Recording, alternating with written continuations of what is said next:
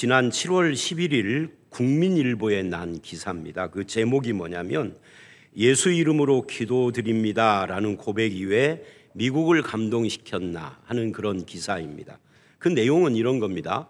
워싱턴 장로교회의 유웅열 목사, 이분이 총신대학원 우리교단 대학원의 설교학 교수를 하다가 이쪽에 담임 목사로 간 그런 분이에요.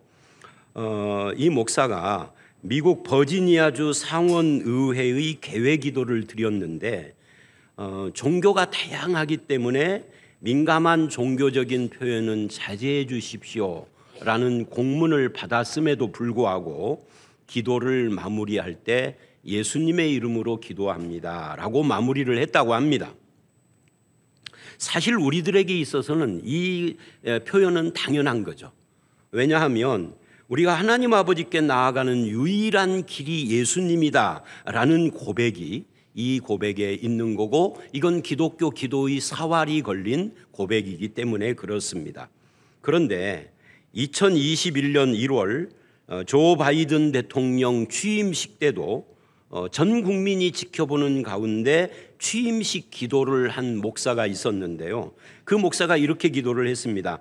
조 바이든 대통령과 영부인 그리고 그 가족에게 하나님의 은혜를 내려주소서, 다양한 종교의 이름으로 아멘. 이게 목사요, 먹사요, 똥이요, 된장이요, 도대체 뭔 말인지 모르겠어요. 근데 지금 현재 미국의 상황입니다. 포용이라는 이름으로, 이 포용이라는 이름이 지금 한국에도 들어와 있어서 맨날 데모하잖아요. 동성애와 맞물려 가지고 포용하라 포용하라. 근데 포용이라는 이름으로 예수 그리스도의 이름을 삭제한 거예요.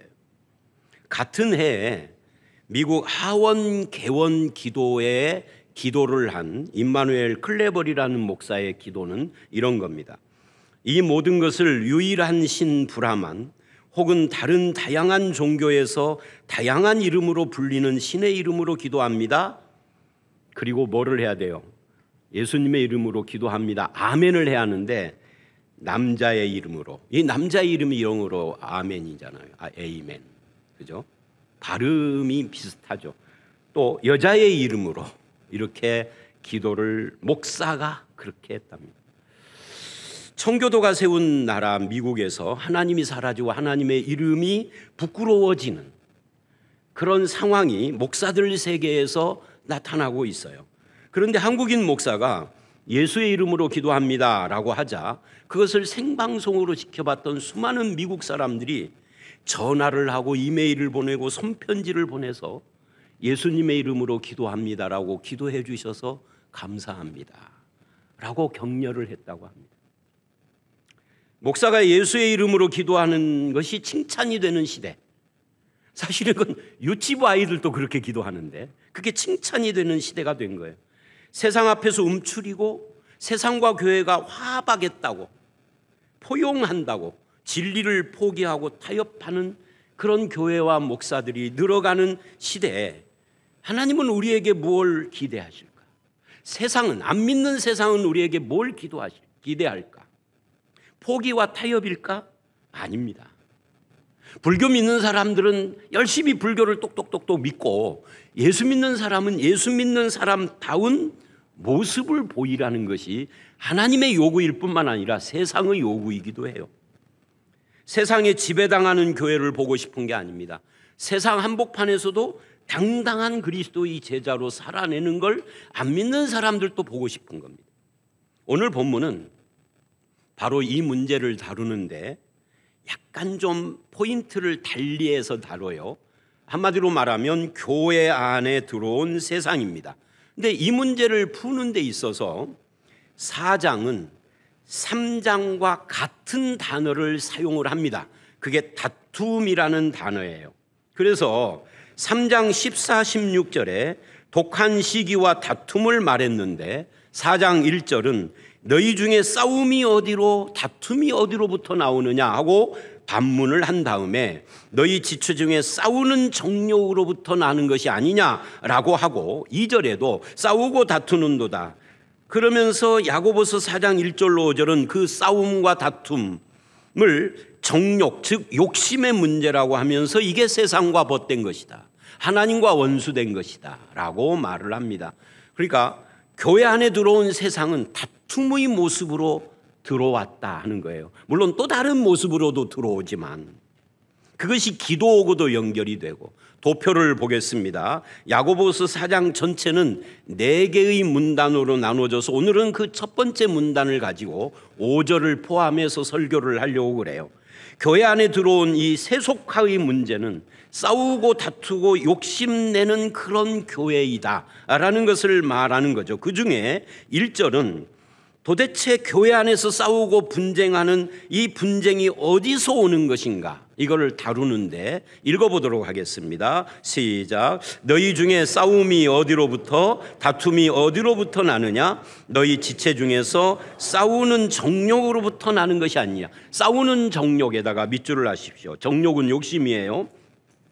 다툼과 분쟁이 어디서 올까요? 생각이 다르기 때문일까요? 상대방이 틀렸기 때문일까요? 상대방이 말을 싸가지 없이 예의 없이 해서 그럴까요? 상대편이 말귀를 못 알아들어서 싸울까요? 교회를 이롭게 하려고 내가 십자가 지고 싸우는 걸까요? 우리는 주로 그렇게 말을 하지만 야고보서는 이유가 따로 있다고 합니다. 2절을 보면 심지어 살인하며 시기하여도 라고 말을 합니다. 말하자면 사람을 죽이기까지 하면서 열정적으로 싸우는 이유가 엄청난 진리를 위해서냐 하는 거예요. 그렇지 않으면 하나님 나라가 망할 것 같아서 네가 앞장선 것이냐라고 지금 말하고 있는 겁니다. 여기 시기라는 말에다가 밑줄을 하십시오. 동그라미를 해도 좋고요. 3장 14, 16절에서도 나왔던 단어인데 그때도 설명을 했어요. 이 단어가 젤롯이라는 단어예요. 이 젤롯이라는 단어는 시기 옆에다가 밑줄하고 이렇게 써놓으십시오. 열심, 열정. 3장에서도 봤었죠. 말하자면 온 힘을 다해서 다투고 싸운다. 시기를 하고 살인을 해서라도 네가 어떤 목적을 관철시키려고 하는데 그게 도대체 뭐냐는 거예요. 뭐 때문에 그렇게 열정적으로 뭔가를 관철시키려고 하느냐.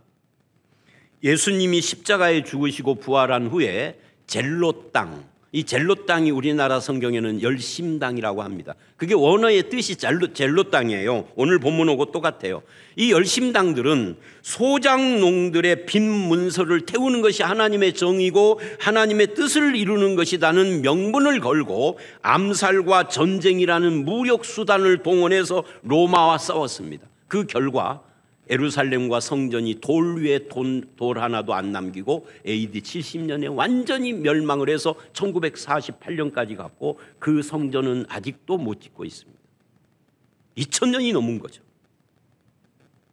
그런데 야고보는 그 젤롯 땅처럼 너희가 교회 안에서도 하나님 나라와 교회와 복음을 위한다는 명분을 내걸고 살인하며, 즉 미워하며 시기하며 다투고 싸워서라도 이루고자 하는 그게 뭐냐는 거예요.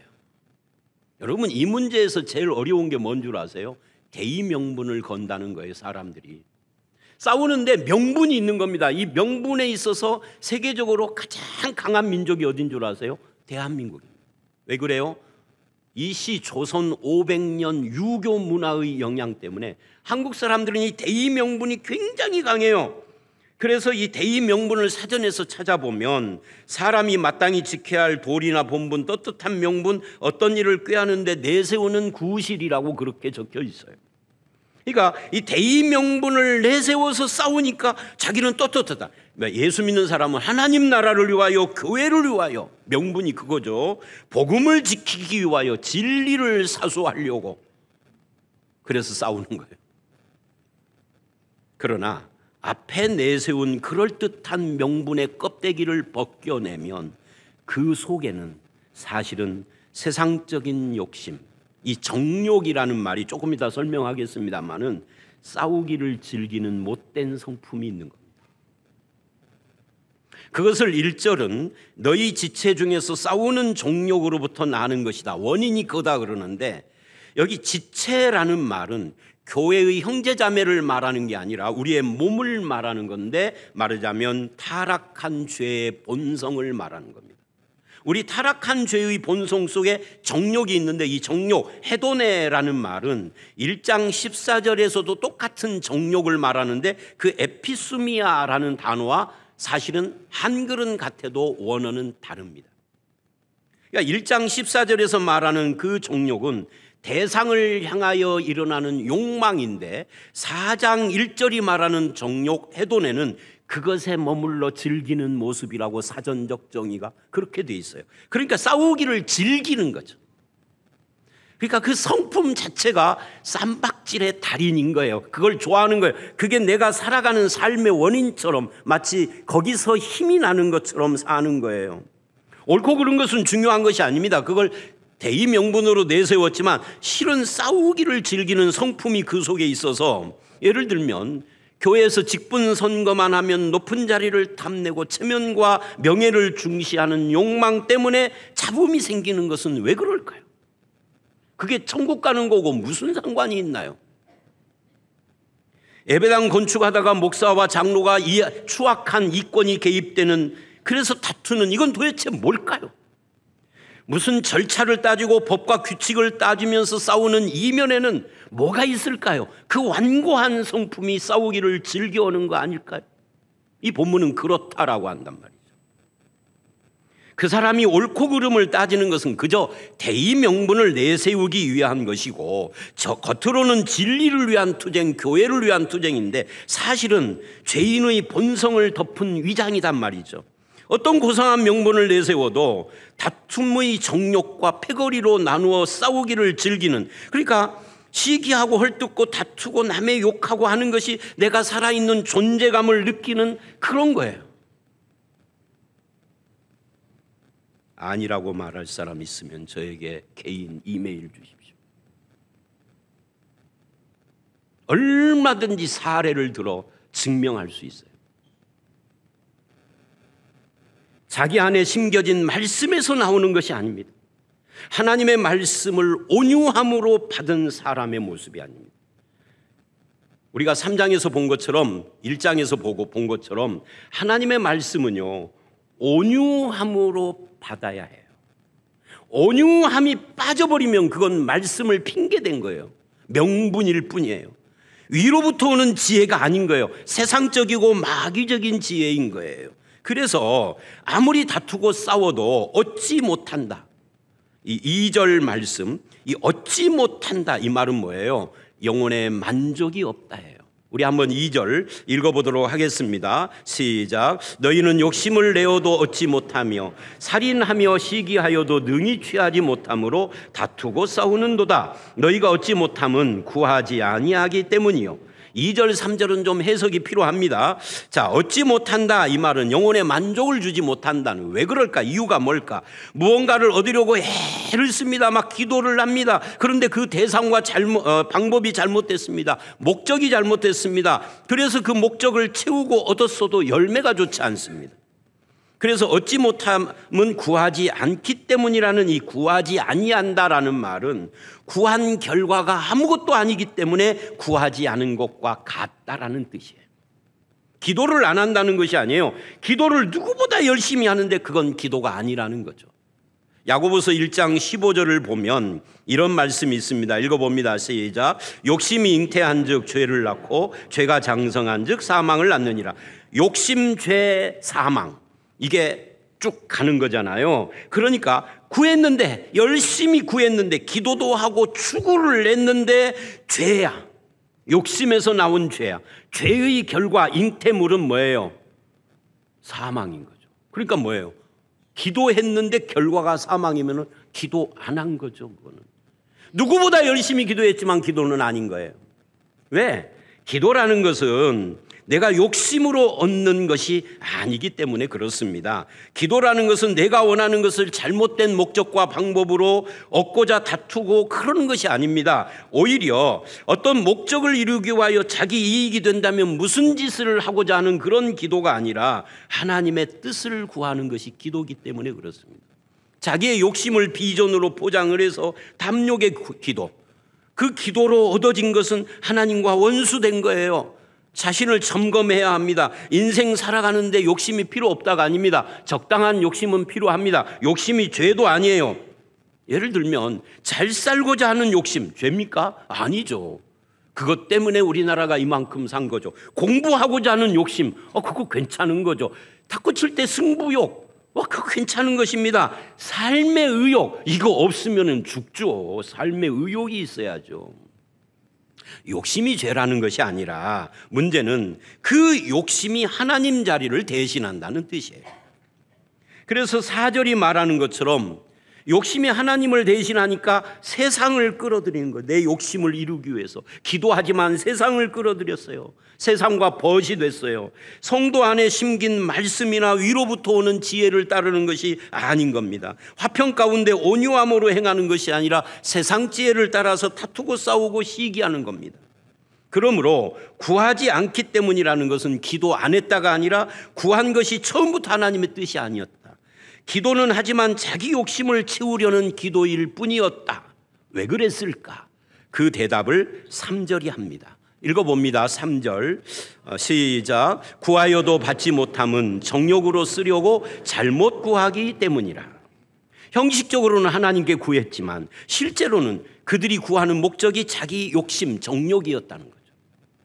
하나님의 뜻을 구하는 것이 아니라 내 뜻을 관철하기 위하여서 기도라는 수단을 이용했을 뿐이라는 거죠. 겉으로는 하나님의 뜻과 영광을 말하고 성도와 교회를 위한다고 하지만 하나님의 뜻에 실제로는 관심이 없어요. 오직 내 소원을 이루는데 도움이 되는 하나님을 요구할 뿐인 거죠. 이런 기도와 신앙이 한국교회에 얼마나 많이 있는지 몰라요. 반드시 이루어진다는 확신을 가지고 자기 비전, 꿈을 실상처럼 상상하면서 주머니 속에다가 그 꿈을 그려서 구체적으로 넣어 다니고, 이거 제가 설교 시간에 한 2번 말을 했었죠. 제가 전도사 때 함께 전도사했던 그 친구가 그랬다고. 제가 그때는 그것이 부러웠다고, 그러면서도 실천을 나는 못했다고. 그래서 늘 그 꿈을 그려가지고 주머니에 넣고 다니면서 기도할 때마다 펴놓고 하나님 앞에서 히스기야처럼 작정 기도하고 철야 기도하고 40일 금식 기도를 하는데 이게 과연 하나님의 뜻일까는 안 물어봤다는 거죠. 생각을 안 했다는 거죠. 왜? 중요한 것은 하나님의 뜻이 아니라 하나님의 뜻을 빙자한 내 소원 성취이기 때문에 그렇습니다. 그러다가 기도가 응답되면, 이게요, 일부 예배 때도 그 말을 했는데 아쉬움이 있어요. 목사가 말을 하다 특수한 어떤 부분이 딱 나오면 화면에 그게 탁 뜨면 좋겠어요. 말과 동시에. 근데 그런 기술은 아직 없는 것 같아. 왜냐하면 제 노트에는 이렇게 돼 있거든요. 그러다가 기도가 응답돼서 한 다음에 괄호 열고 퀘션 마크 가로 닫고. 근데 이걸 말로 할 수가 없잖아요. 그래서 지금 말로 설명하고 있어요.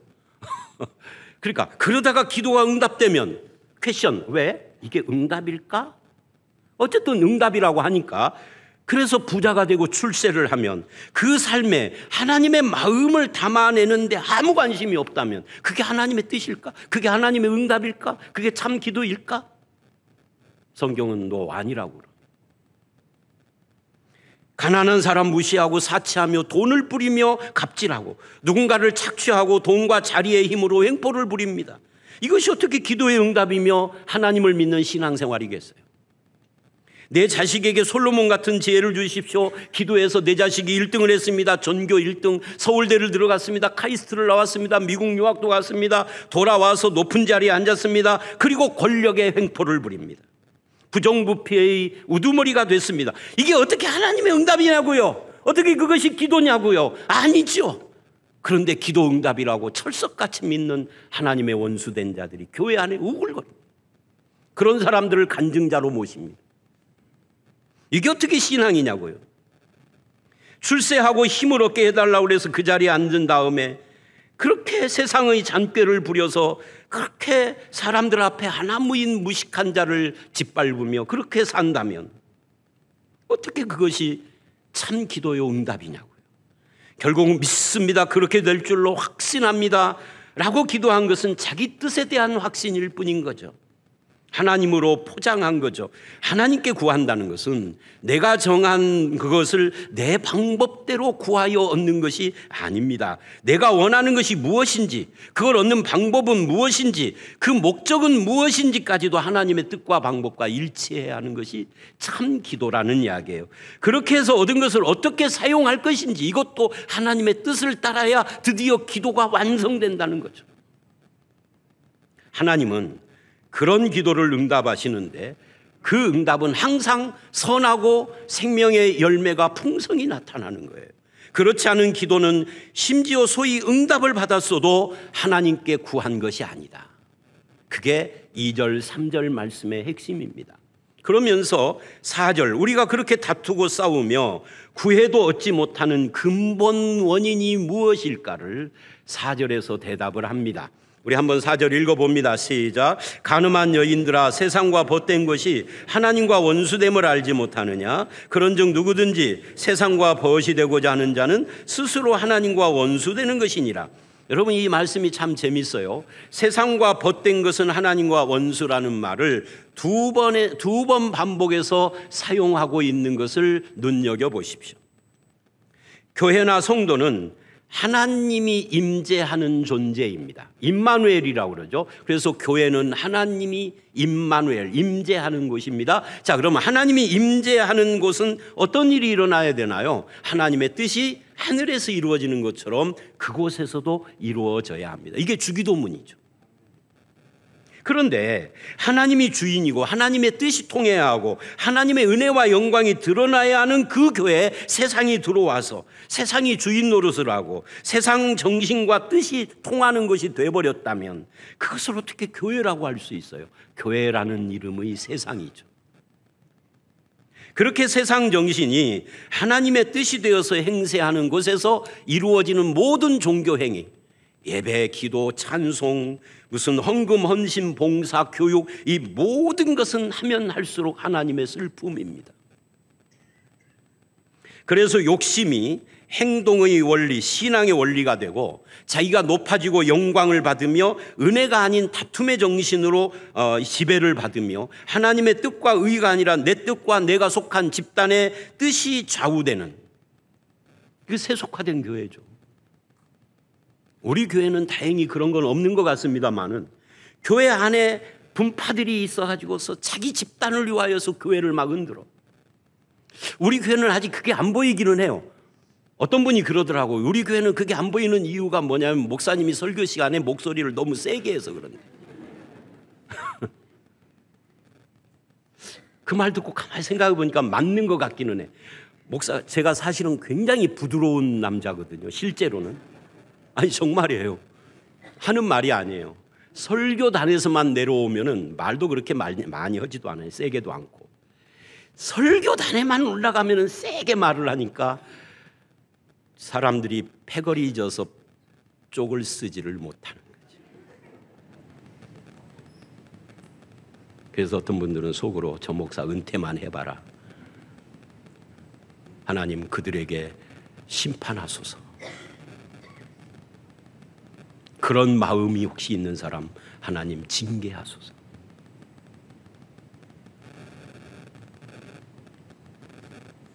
어디까지 설교했나요?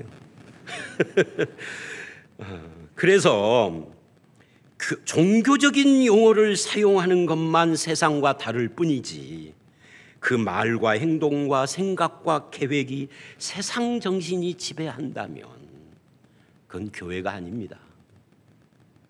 거룩한 하나님의 이름으로 다투고 분열하며 싸우고 기도하면 할수록 자기 중심적인 사람이 점점 더 깊이 되어가는 그런 기도, 하나님을 등에 업고 자기 욕심을 얻으려고 모든 것을 희생시키는 하나님의 이름도 교회의 덕도 형제의 평강도 자기가 원하고 기도하는 것에 거침이 되면 내동댕이 치는 사람들, 그야말로 하나님의 원수가 된 거죠.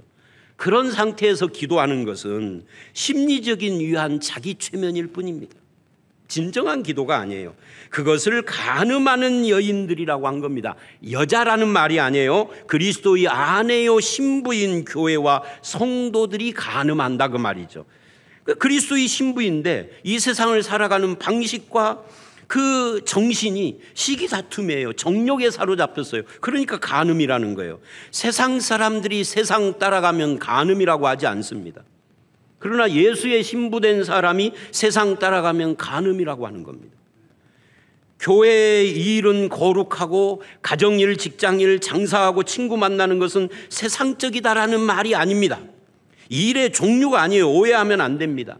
예를 들면 이런 거예요. 내가 열심히 기도하는데 그 기도 내용이 다 내 욕심을 소원으로 이루기 위한 것이라면, 나의 명예와 이름과 영광을 위한 것이라면, 내가 심지어 목회하는데 이것이 이 목회가 나의 성공을 위한 것이라면, 열심히 봉사하는데 그것이 나를 알아달라고 다음번 투표를 위해서 그런 거라면 전부 다 간음이라는 거예요.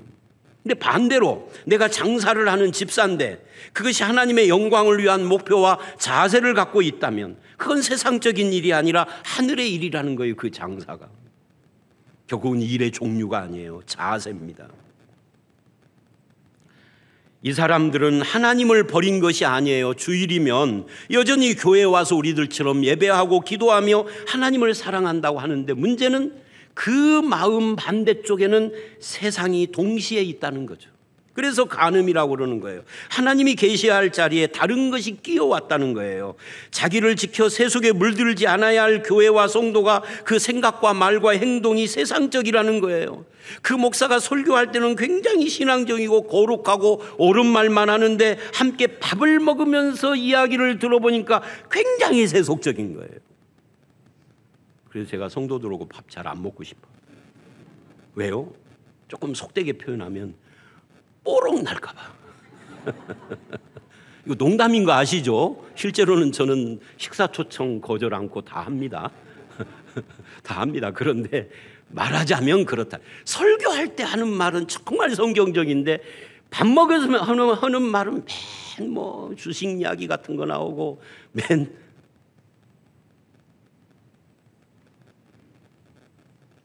예수 믿고 부자 된 성도들 또는 부자로서 예수 믿는 형제들이 그 세상 부를 자랑하며 거기에 온통 마음이 뺏긴 것도 문제지만, 그런 사람들을 바라보는 형제들이 그걸 부러워하며 시기 질투한다면, 그래서 부가 전부인 것처럼 마음을 뺏기고 부러워하고 그런다면 그게 세상이 들어온 교회의 모습이죠.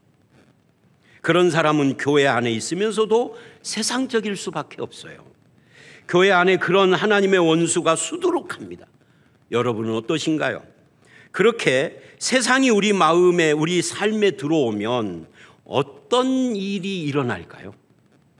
여러분 한번 마음속으로 답변해 보십시오. 세상이 교회 안에 들어오면, 내 안에 들어오면 어떤 일이 생길까요? 화면에 이미 답이 나오네. 혼란스러워집니다. 그런 마음과 삶의 자세와 태도로 살던 사람이 주일날 교회에 오면 지금 이 자리에 앉아 있으면서도 마음이 엄청 무겁습니다. 그렇죠? 그 속에 두 마음이 존재하기 때문에 신앙이 억지가 됩니다. 이걸 어른들은 표현을 안 해요. 근데 애들은 표현하죠. 에이씨, 주일날 좀 그런데 억지로 따라왔잖아요. 송아지 신앙 남편들이 똑같죠. 힘들어. 신앙생활이 무거워. 짐스러워. 억지스러워. 말로는 신앙적인 용어를 말을 하지만 마음과 정신은 세상에 있기 때문에.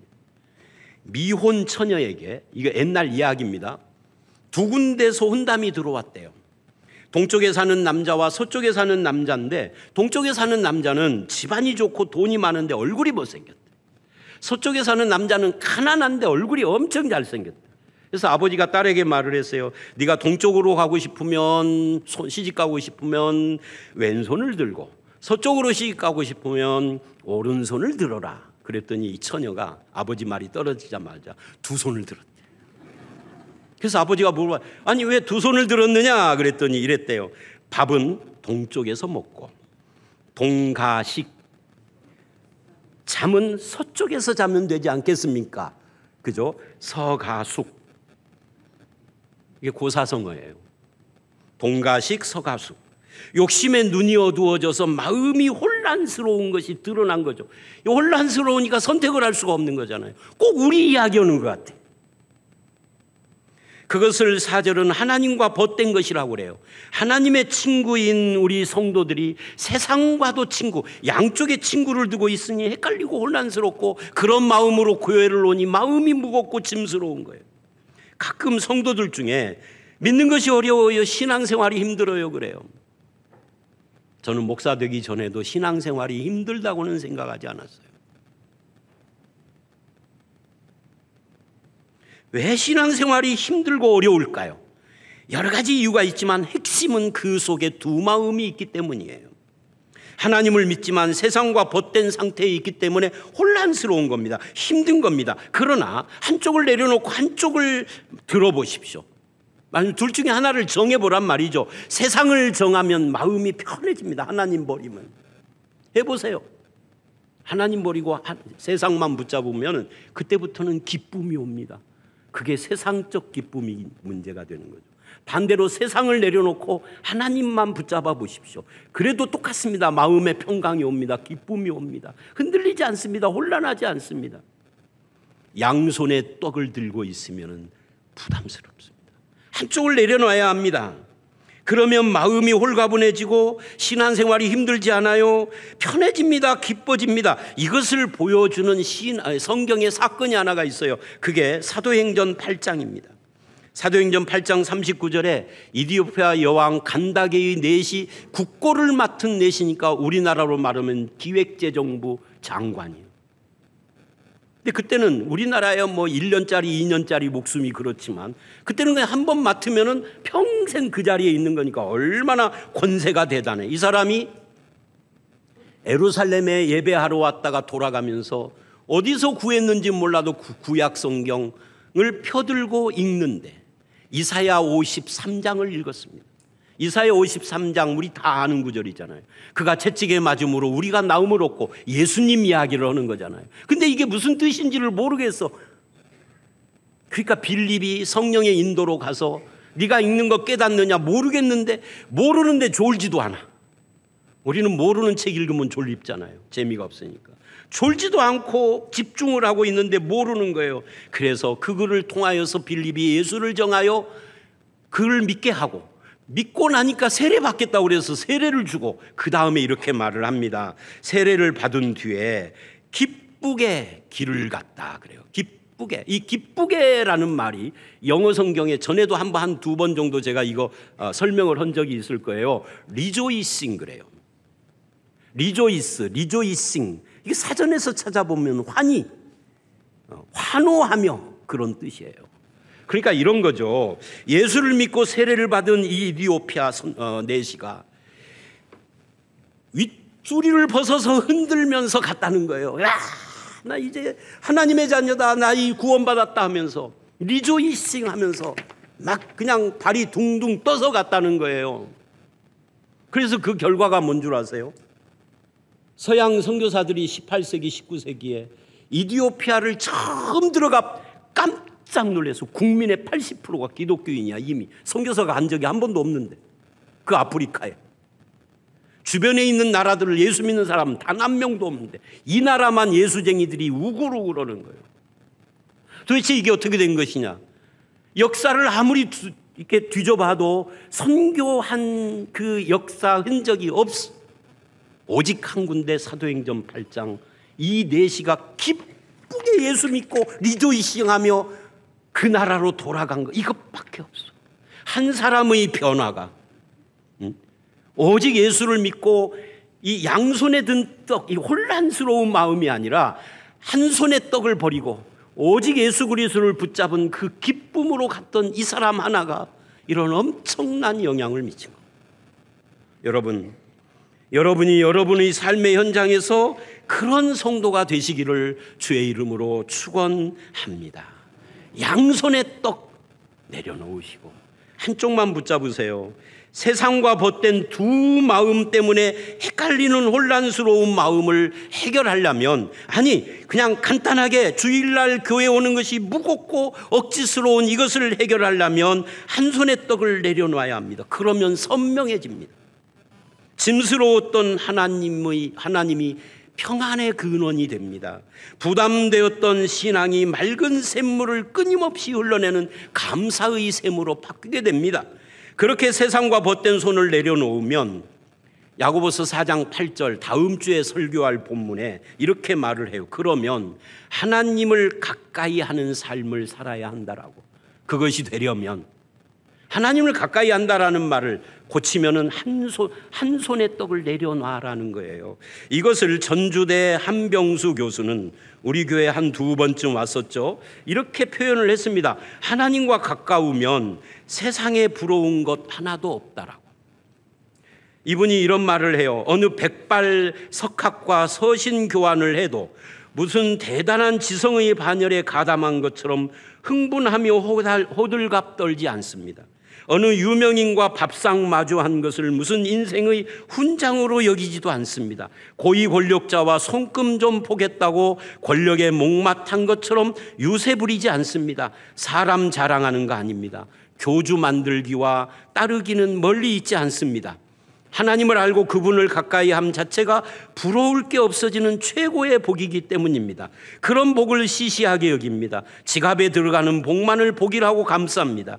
교회가 아무리 예배 찬송과 전도에 힘써도 세속화를 방치하면 문을 닫습니다. 교회가 추구할 최고의 가치는 하나님입니다.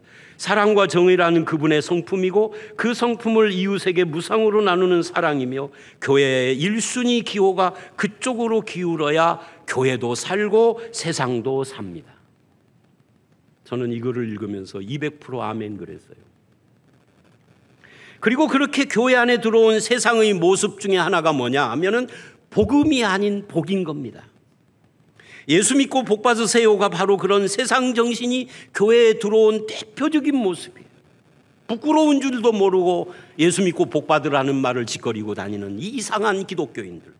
그러나 로마서 1장 3절을 보면 복음은 예수 그리스도라고 그래요. 복음 이꼴 예수 그리스도. 그 예수를 믿으면 세상 복을 받는 것이 아니라 하늘의 복을 받는 거예요. 하늘의 복이 뭔가? 하나님의 선택과 구원이에요. 예수 믿으면 복 받는다는 것은 소위 영혼이 잘 되면 건강하고 세상에서 잘 된다는 기복신앙입니다. 그것은 복음의 원수입니다. 그래서 에베소서 1장 3절로 5절은 성도가 받는 복을 하늘의 신령한 복이라고 그래요. 여러분 눈으로 쭉 한번 에베소서 1장 3절로 5절 말씀을 읽어보십시오. 예수 믿고 받는 복은 이 세상 것이 아닙니다. 왜 그러느냐? 왜냐하면 세상과 함께 끝나버리는 복은 참복이 아니기 때문에 그렇습니다. 예수 믿고 받는 복은 영원한 복이거든요. 건강의 복 언제 끝납니까? 죽으면 끝나요. 물질의 복 언제 끝납니까? 죽으면 끝납니다. 세상 부귀 영화 이 세상 끝날 때 다 끝납니다. 이 세상 언제 끝나죠? 2번 끝납니다. 이 세상. 2번? 저 목사 이단인가? 아니요. 잘 들어보세요. 두 번에 걸쳐서 세상이 끝나는데 첫 번째는 내가 죽을 때 끝나고요. 세상이 그대로 있어도 나 죽으면 세상 끝난 거예요. 그 다음에 두 번째는 역사 속에서 예수님 재림하면 끝납니다. 그러니까 끝나버리는 복은 복이 아니다. 한번 따라서 해볼까요? 일부 예배들 안 했는데 끝나버리는 복은 진정한 복이 아니다. 우리가 받은 복은 영원한 복이에요. 신령한 복이에요. 끝나는 복은 아니에요. 하나님이 주신 것이 아니에요. 영원하고 신령한 복. 근데 이것을 성경은 뭐라고 그러냐면 우리가 이미 받았다 그래요. 그것을 누리는 것이 성도요. 그것을 가르치는 것이 교회의 사명입니다. 그러려면 교회에서 세상을 몰아내야 되죠. 세상이 판치는 교회는 이미 능력을 이룬 교회예요. 그렇기 때문에 그 교회를 아무리 오래 다녀도 경건의 모양은 있어도 능력은 없는 겁니다. 이 능력이 뭐냐 하면은 손에서 불 나가고 입에서 따발총 나가는 것이 아니라 삶을 말하는 겁니다. 경건의 삶을 능력이라고 하는 겁니다. 그리스도의 신부요, 하나님의 자녀요, 그 나라의 백성된 성도는 그 신분 정체성을 가지고 세상에 흩어진 교회예요. 그 흩어져서 고난 중에도 하나님 나라의 은혜와 생명을 누리고 신령한 복을 경험하며 거룩한 성도로 사는 겁니다. 이게 성도예요. 오히려 세상이 내 마음과 삶을 점령하면 성도로서의 능력이, 영향력이 없어져 버리는 거죠. 하나님께서 교회와 성도를 세상 속에 흩으신 이유는 거기에서, 그 세상 속에서 생명의 씨앗을 발화시키라고. 생명의 발화라는 말이 어려우니까 생명의 씨앗을 터뜨리라고. 씨가 땅속에 들어가면 저절로 싹이 나나요? 아니요. 터뜨려져야 싹이 나는 거예요. 생명의 씨앗을 세상 속에서 터뜨려서 싹이 나고 열매를 맺으라고 세상 속에다 나를 둔 거예요. 반대로 하나님의 교회가 세상을 닮고 세상이 나에게 들어와서 세상 정신의 지배를 받는다면 생명의 말씀의 생명의 씨앗을 터뜨릴 수가 없죠. 그건 비극이에요. 바라기는 저와 여러분을 통해서 말씀의 씨앗이 교회 안에서 피어나고 여러분이 살고 있는 삶의 현장 세상 속에서도 터뜨려지는 그런 삶을 사시기를 주의 이름으로 축원합니다. 마지막으로 이때 우리는 나에게 하나님이 어떤 분이신가를 기억을 해야 돼요. 그게 5절입니다. 이 5절은 다음 주에도 이어서 좀 더 설명을 하려고 그래요. 한번 읽어봅니다. 시작. 너희는 하나님이 우리 속에 거하게 하신 성령이 시기하기까지 사모하신다 하신 말씀을 헛된 줄로 생각하느냐. 여러분, 이게 질문입니다. 이 구절에서 어디가 제일 마음에 쏙 들어오나요? 눈에 띄나요? 시기하기까지 사모한다. 저는요, 그거보다는 앞에 이야기, 우리 속에 거하게 하신 성령, 이것이 더 눈에 들어와요. 자, 성령이 시기하기까지 사모한다. 성령이 나를 시기할 만큼 나를 짝사랑한다, 그 말이잖아요. 근데 문제는 어디서 그러느냐는 거죠. 어디서 그래요? 우리 안에서. 우리 안에. 우리 밖이 아닙니다. 우리가 구원받았단 말이죠. 비록 세상 지혜로 다투고 시기에도 성령이 어디 계시는 거예요? 우리 안에 계시는 거예요. 내 안에 계셔서. 근데 성령이 계시는데 내가 시기하고 다투고 세상 지혜를 따라가니까 뭐예요? 시기하시는 거죠, 성령이. 아니, 나오고 사귄다고 약속해놓고 딴 남자 만나러 가니까 시기하는 거잖아요. 그거 똑같은 거예요. 나는 세상적인 지혜를 따라가기 때문에 이걸 간음이라고도 하는 겁니다. 결혼 안 한 사람에게는 간음이라는 말 안 해요. 결혼했기 때문에 간음이라고 그래요. 에베소서 4장 30절을 보면 어떤 말을 하느냐면 우리가 죄를 지으면 성령이 근심한대요. 어디서 근심하느냐? 내 안에서래요. 에베소서도 야고보서도 내 안에서. 그러면서 이렇게 말을 해요. 에베소 4장 30절. 우리 안에서 우리의 구원을 인쳤다는 것은 도장쳤다는, 너는 내 것이라라고. 그리고 근심하는 거예요. 예를 들면 땡땡땡과 내가 결혼을 했습니다. 여기서 주의해야 할 것은 최재하라고 제가 안 했어요. 땡땡땡이라고 그랬습니다. 이건 사실이 아니기 때문에 땡땡땡과 내가 결혼을 했습니다. 결혼하고 보니까 이 여자가 도박 중독에 살림 제쳐놓고 사치만 해요. 그래서 어떻게 해요? 요즘 같으면 이혼한다고 그럴 거예요. 근데 옛날 사람들은 이혼이라는 말 쉽게 입에 꺼내지 않습니다. 예수 믿는 사람도 마찬가지입니다. 왜냐하면 결혼은 하나님 앞에서 서약하고 언약하고 도장친 거거든. 그래서 우리는 쉽게 이혼하지 않아요. 할 수 없이 이혼을 당하는 것은 하나님이 품어주고 사랑하시고 함께 해주시지만 내가 이혼을 쉽게 하지는 않습니다.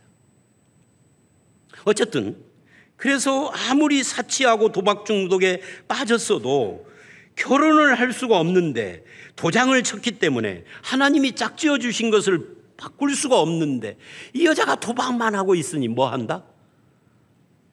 시기하기까지 근심한다. 시기한다는 거예요. 제발 돌아오라고. 그러면서 근심한다는 거예요. 이게 누가 한다는 이야기예요? 성령님 이야기하는 겁니다. 그만큼 나를 사모한다는 거죠. 내가 세상의 정신에 빠져서 마귀의 지혜로 살기 때문에 편하지도 않고, 그래서 시기하기까지 사모한다는 것은 성령이 여러분 안에 계신다라는 것을 헛되게 생각하지 말라는 말씀과 연결된 겁니다. 남편이신 하나님이 나와 함께 계신다는 것을 헛된 말씀으로 생각하는 신자가 되지 마시기를 바랍니다. 이사야 54장 5절을 보시면 이런 말씀이 나와요. 한번 읽어봅니다. 시작. 이는 너를 지으신 이가 내 남편이시라. 그의 이름은 만군의 여호와시며 내 구속자는 이스라엘의 거룩한 이시라. 그는 일컬음을 받으실 것이라. 여러분 보세요. 우리 남편이신 하나님의 이름이 뭐라고요? 만군의 여호와라고요. 아까 송장로님 전능하신 만군의 여호와 이야기를 하시던데, 말하자면 만군의 여호와라는 말은 능력의 하나님이라는 거예요. 전지전능하신 하나님이 우리의 남편이라는 겁니다. 그래서 그 남편 하나님을 의지하면 세상을 이길 수 있다는 겁니다. 목사님 어쩔 수가 없어요. 목사는 설교를 그렇게 하지만 우리는 안 돼요. 그런 말 할 수 없다는 거예요. 왜? 그분이 만군의 여호와. 우리의 구속자는 거룩한 이시래요. 거룩하다라는 말이 구별했다는 말이에요. 하나님이 나를 향하여 자기를 구별했다. 이 말은 내 편이 되셨다. 너만 사랑하겠다는 거예요. 그러니 세상과 짝하지 말라는 거죠. 온 땅의 하나님이라고 그래요. 온 땅의 하나님이 뭐예요? 통치. 하나님이 온 세상을 통치한다는 거예요. 나를 향해서 스스로를 구별하시고 나만 사랑하는 하나님이 만군의 전능자요 온 세상의 통치자라는 것을 생각해 보십시오. 어떻게 딴 마음을 품겠습니까? 내가 어떤 위치에 서는 것으로도 그런 하나님을 대신할 수는 없다라고 고백하는 것이 신앙입니다. 그런 신앙 위에 선 사람은 다른 유혹이 그를 무너지게 할 수 없습니다. 그런 신앙 위에 선 사람은 혼란하지 않습니다. 하나님으로 만족하기 때문입니다. 혼란하지 않고 선명하게 하나님으로 만족하는 그런 신앙생활을 여기 있는 우리 모두가 하게 되시기를 주의 이름으로 축원합니다. 함께 기도하겠습니다. 하나님 아버지, 그렇습니다. 우리가 혼란스럽고 짐스럽고 억지스러운 신앙생활을 하는 것은 우리 마음이 혼란한 이유는 두 마음을 품었기 때문이요, 그것은 우리 안에 들어온 세상 때문이라고 말씀을 하셨습니다. 하나님을 가까이 하라라고 하시는 말씀의 의미가 거기에 있음을 이제는 깨닫습니다. 양손에 든 떡의 하나를 내려놓게 하시고 선명하게 하나님을 따르게 하시고 하나님이 나를 사랑하는 만큼 나도 거룩하게 하나님을 사랑하는 자로 살아가게 하여 주셔서 아버지 하나님, 정말 하나님 안에서 평강을 얻고 하나님 안에서 기쁨을 얻고 하나님의 영광과 은혜 가운데 살아가면서 늘 능력 있는 성도로 이 세상을 이기며 살 수 있도록 우리와 함께하여 주실 줄 믿사옵고 예수님 이름으로 기도드려 싸움나이다. 아멘.